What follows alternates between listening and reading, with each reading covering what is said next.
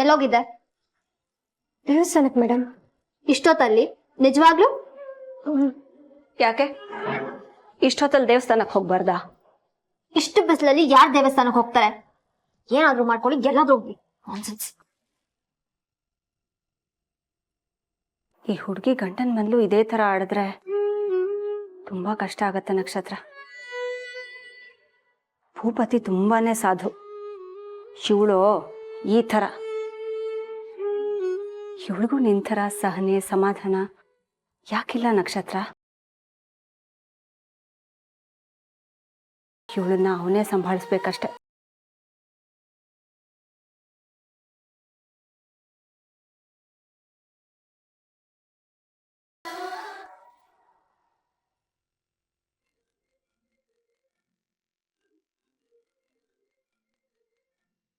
ಈ ದೆವ್ವ ಏನೋ ಕಾಲ್ ಮಾಡ್ತಿದ್ದಾಳೆ. ಡೌಟ್ ಬಂತ ಹೇಗೆ?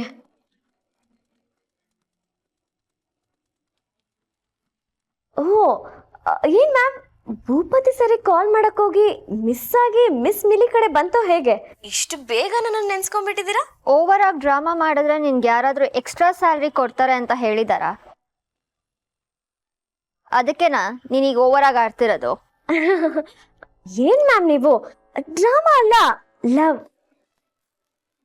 ನಿಮ್ಮೇಲಿರೋ ಲವ್. ನೀವಿವಾಗ ಮದುಮಗಳಲ್ವಾ, ಸೊ ಲೈಟ್ ಕಾಲ್ ಹೇಳ್ದೆ ಅಷ್ಟೇ. ಅದೇ ಕಾಲಲ್ಲಿ ನಿನ್ನ ಒದ್ದು ಹೊರಗಾಕ್ತೀನಿ. ಕರೆಕ್ಟಾಗಿ ಮಾತಾಡು, ಇಡಿಯಟ್.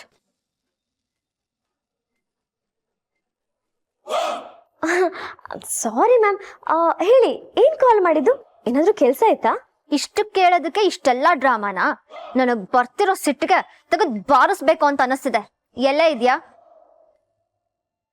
ನನ್ ಮನೇಲಿ ಮ್ಯಾಮ್. ಆಗ್ಲೇ ನನ್ನ ರೂಮ್ ಕಡೆ ಬಂದಿದ್ಯಾ?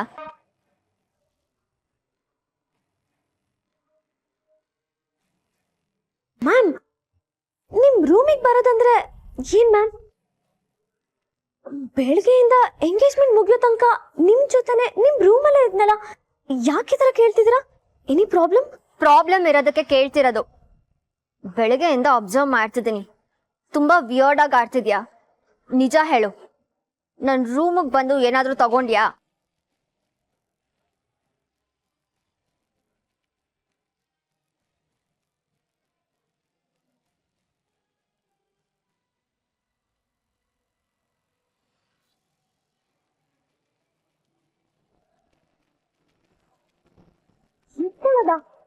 ಯು ಮೀನ್ ಕಳ್ತನ? ಅದು ನಾನು. ಮ್ಯಾಮ್, ನಿಮ್ಗೆ ಯಾಕೆ ನನ್ನ ಮೇಲೆ ಈ ತರ ಡೌಟು? ನಿಮ್ ಜೊತೆ ಕೆಲಸ ಸ್ಟಾರ್ಟ್ ಮಾಡಿ ಇಷ್ಟು ದಿನ ಆಯ್ತು. ಡೇ ಅಂಡ್ ನೈಟ್ ನಿಮ್ ರೂಮ್ ಅಲ್ಲೇ ಬಿದ್ದಿರ್ತೀನಿ. ಅಂಡ್ ನಿಮ್ಗೆ ಕೇಳ್ದೆ ಒಂದ್ ನೇಲ್ ಪಾಲಿಶ್ ಕೂಡ ನಾನು ತಗೊಂಡಿಲ್ಲ. ಅಂತದ್ರಲ್ಲಿ ಯಾಕೆ ಈ ತರ ಕೇಳ್ತಿದ್ದೀರಾ ಮ್ಯಾಮ್? ನಾಟಕ ಬೇಡ ಅಂದೆ ಮಿಲ್ಲಿ. 1 ಮಾರ್ಕ್ ಕ್ವೆಶನ್ ಅಷ್ಟು ಉತ್ತರ ಕೊಡು. ನನ್ನ ರೂಮಿಗೆ ಬಂದು ಏನಾದ್ರು ಎತ್ಕೊಂಡು ಹೋದ್ಯಾ? ನೋ ಮ್ಯಾಮ್, ನಾನ್ ಎತ್ಕೊಂಡು ಹೋಗೋ ತರ ನಿಮ್ ರೂಮಲ್ಲಿ ಏನಿತ್ತು ಅಂತದು? ನನ್ ಜೊತೆ ಆಟ ಆಡಿದ್ರೆ ಗೊತ್ತಲ್ಲ, ನೀನಲ್ದೆ ಇನ್ಯಾರು? ನನಗಿಂತ ಜಾಸ್ತಿ ನನ್ನ ರೂಮಲ್ಲಿ ನೀನ್ ತಾನೇ ಸುತ್ತಾಡೋದು. ಮ್ಯಾಮ್, ಅದ್ ಏನ್ ಮಿಸ್ ಆಗಿದೆ ಅಂತ ಹೇಳಿ, ನಾನು ಅದನ್ನ ಹುಡ್ಕಕ್ ಹೆಲ್ಪ್ ಮಾಡ್ತೀನಿ. ಸುಮ್ನೆ ಫೋನ್ ಇಡು, ಇಡಿಯಟ್.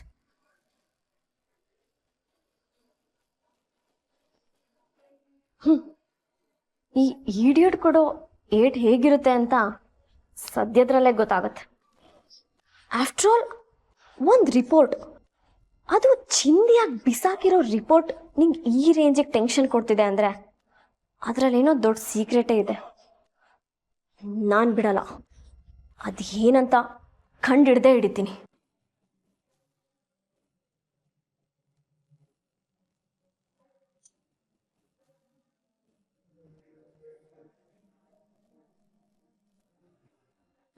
ಅದಕ್ಕೆ ಮಧ್ಯಾಹ್ನ ತಾನೇ ಹೋಳಿಗೆ ಊಟ ಮಾಡಿದ್ವಿ, ಇವಾಗ ಮತ್ತ್ಯಾಕೆ ಸ್ವೀಟು? ಅದು ನಿಮ್ಮ ಮಾವನ ಲೆಕ್ಕದಲ್ಲಿ, ಇದು ನಿಮ್ಮ ಅಮ್ಮನ ಲೆಕ್ಕದಲ್ಲಿ. ನೀನು ಎಂಗೇಜ್ಮೆಂಟ್ ಆಗಿದ್ದ ಖುಷಿಗೆ.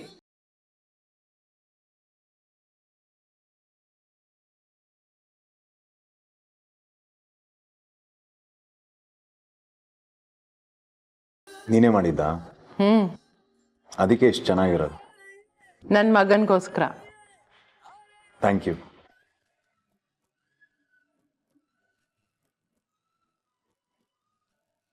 ಕೊನೆಗೂ ನಂಗೆ ಕೊಟ್ಟ ಮಾತನ್ನ ಉಳಿಸ್ಕೊಂಡ್ಬಿಟ್ಟೆ ಕಂದ. I am very relaxed after a long time. ನಂಗೆ ಮಾತಲ್ಲಿ ಹೇಳೋಕ್ಕಾಗದಿರೋಷ್ಟು ಖುಷಿಯಾಗಿದೆ.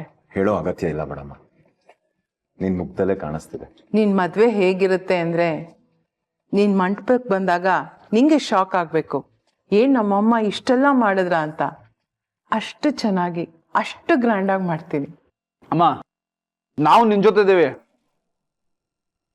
ಏನಾದ್ರೂ ಆಗ್ಬೇಕು ಅಂತಿದ್ರೆ ಆರ್ಡರ್ ಮಾಡು, ಸಾಕು, ರೆಡಿ ಮಾಡ್ಬಿಡ್ತೀವಿ. ದುಡ್ಡು ಕೊಟ್ರೆ ಅದೆಲ್ಲ ಮಾಡೋಕ್ಕೆ ಜನ ಸಿಗ್ತಾರೆ.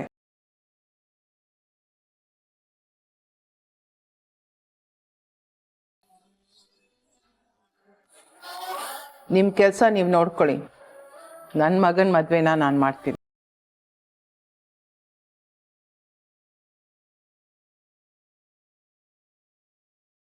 ಒಂದು ಪರ್ಫೆಕ್ಟ್ ಮದುವೆ ಹೇಗಿರುತ್ತೆ, ಅಲ್ಲಿ ಏನೇನು ನಡೆಯುತ್ತೆ ನಿಮ್ಮಿಬ್ರಿಗೇನು ಗೊತ್ತು? ಅದು ಯಾವ ಧೈರ್ಯದ ಮೇಲೆ ನಿಮ್ಮಿಬ್ರಿಗೂ ಆ ಜವಾಬ್ದಾರಿ ಕೊಡ್ಲಿ? ಅಮ್ಮ, ನೀ ಸುಮ್ಮನೆ ಇರು ಭೂಪತಿ.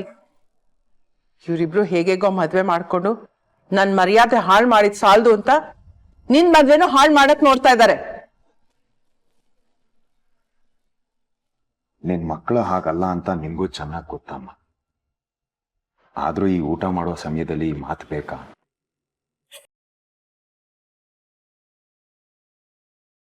ಅಮ್ಮ, ನನ್ ಮದುವೆ ಅಂತ ಏನೋ ಖುಷಿಯಿಂದ ಕೇಳ್ತಿದ್ದಾರೆ.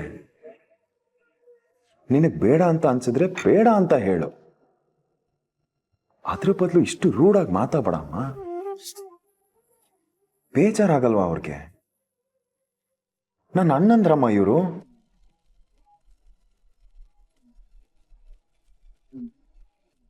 ಮೂರನೇವ್ರ ತರ ಟ್ರೀಟ್ ಮಾಡಬೇಡ. ಅವರು ಮನುಷ್ಯರೇ. ಪ್ಲೀಸ್ ಹಾಗೆಲ್ಲ ಮಾತಾಡಬೇಡಮ್ಮ. ಹಾಗೆ ಮಾಡೋ ಥರ ಅವರೇ ಮಾಡ್ಕೊಂಡಿದ್ದಾರೆ. ಹಾಗಂತ ಅದನ್ನೇ ಮನ್ಸಲ್ಲಿ ಇಟ್ಕೊಂಡು ಎಷ್ಟು ದಿನ ಅಂತ ಕೊರಗ್ತೀಯಮ್ಮ? ಕ್ಷಮೆಗೆ ಇನ್ನೊಂದು ಹೆಸರೇ ಅಮ್ಮ. ಅಮ್ಮ ಕ್ಷಮಿಸಕ್ಕಾಗ್ತಿರೋ ತಪ್ಪೇ ಇಲ್ವಂತೆ. ಅಂಥದ್ರಲ್ಲಿ ನೀನ್ ಇವ್ರನ್ನ ಕ್ಷಮಿಸಕ್ಕಾಗಲ್ವಾ?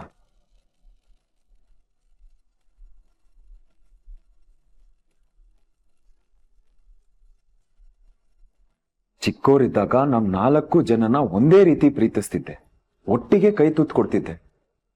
ನಾವ್ 4 ಜನನ ತೊಡೆ ಮೇಲೆ ಹಾಕೊಂಡು ಲಾಲಿ ಆಡ್ತಿದ್ದೆ. ಅದನ್ನೆಲ್ಲ ಯಾಕೆ ಮರ್ತಿದ್ಯಮ್ಮ?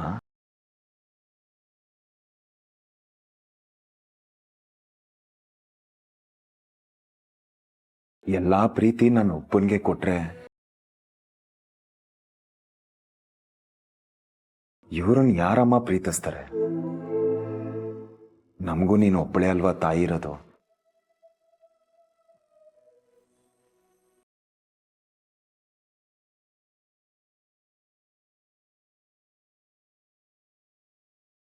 ನಾನು 4 ಜನಕ್ಕೂ ಒಂದೇ ತಟ್ಟೆಯಲ್ಲಿ ಅನ್ನ ತಿನ್ಸಿದ್ದೀನಿ, ಒಂದೇ ಲೋಟದಲ್ಲಿ ಹಾಲು ಕುಡಿಸಿದ್ದೀನಿ, ಎಲ್ಲರನ್ನೂ ಒಂದೇ ಥರ ಪ್ರೀತಿಸಿದ್ದೀನಿ. ನೀನು ಅಮ್ಮಂಗೆ ತಕ್ಕ ಮಗ ಅದೆ. ಆದರೆ ಇವರು ಹಾಲು ಕುಡಿದು ವಿಷ ಕಕ್ಕಿದ್ರು.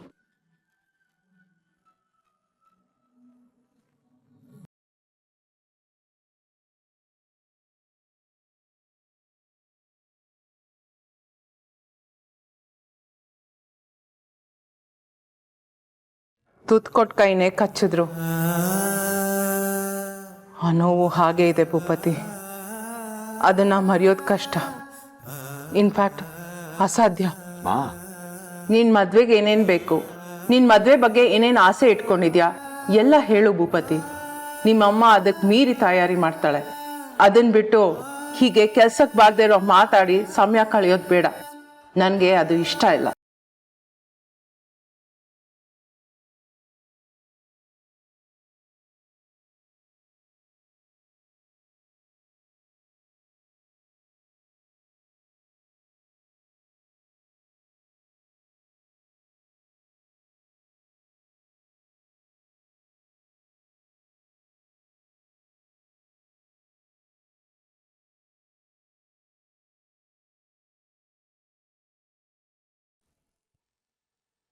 ಆ ರಿಪೋರ್ಟ್ ಮೇಲಿರೋ ಲ್ಯಾಬ್ ನೇಮ್ನ ಹುಡ್ಕೊಂಡು ಯಾರು ಬೇಕಾದರೂ ಬಂದರೂ ಬರ್ಬೋದು. ಮೊದಲು ಆ ಎಲ್ಲ ಸಾಫ್ಟ್ ಕಾಪಿನ ಡಿಲೀಟ್ ಮಾಡು.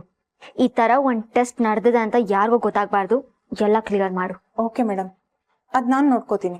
ನನ್ನ ಡೌಟ್ ನಿಜಾನೇ ಆದ್ರೆ ಆ ರಿಪೋರ್ಟ್ನ ಎತ್ಕೊಂಡಿರೋ ಪರ್ಸನ್ ಲ್ಯಾಬ್ ಹತ್ರ ಬಂದೇ ಬರ್ತಾರೆ.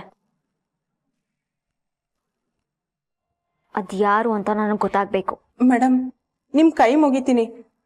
ನೀವು ದುಡ್ಡು ಕೊಟ್ರಿ, ನಾನು ರಿಪೋರ್ಟ್ ಕೊಟ್ಟೆ. ಅಲ್ಲಿಗೆ ನಿಮ್ಮ ಋಣ ಮುಗೀತು. ದಯವಿಟ್ಟು ನಾನು ಯಾವುದಕ್ಕೂ ಎಳಿಬೇಡಿ ಮೇಡಮ್. ನಿಮ್ದು ಅಮ್ಮಯ್ಯ ಅಂತೀನಿ. ಏಯ್, ನನ್ನ ಡೌಟ್ ಕ್ಲಿಯರ್ ಆಗದೆ ನಿನ್ನ ಲೈಫ್ ಕ್ಲಿಯರ್ ಆಗಲ್ಲ. ನೀನು ನನ್ನ ಜೊತೆ ಇರಲೇಬೇಕು. ನನ್ಗೆ ಇದೊಳ್ಳೆ ಗ್ರಾಚಾರ ಆಯಿತು. ಬೇಕಿದ್ರೆ ನಿಮ್ಮ ದುಡ್ಡನ್ನ ಕೊಟ್ಬಿಡ್ತೀನಿ. ಅದಕ್ಕೆ ನಾನು ಇನ್ನೊಂದಷ್ಟು ಸೇರಿಸಿ ನಾನೇ ನಿನಗೆ ದುಡ್ಡು ಕೊಡ್ತೀನಿ. ನಾನು ಹೇಳ್ದಷ್ಟು ಮಾಡು, ಇಲ್ಲ ಅಂದ್ರೆ ಅಷ್ಟೇ ನಿನ್ನ ಕತೆ. ಹುಷಾರಾಗಿ ಎಲ್ಲ ಕಡೆ ಕಣ್ಣಿಟ್ಟಿರು.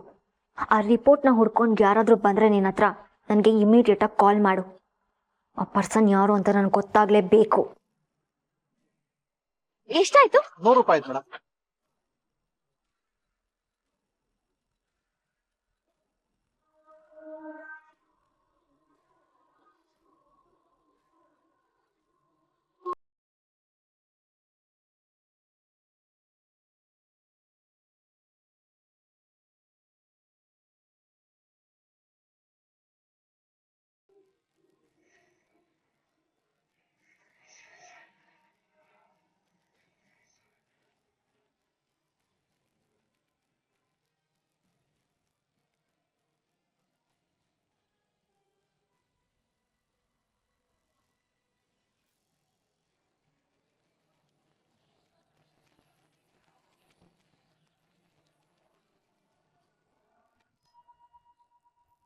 One, two, three.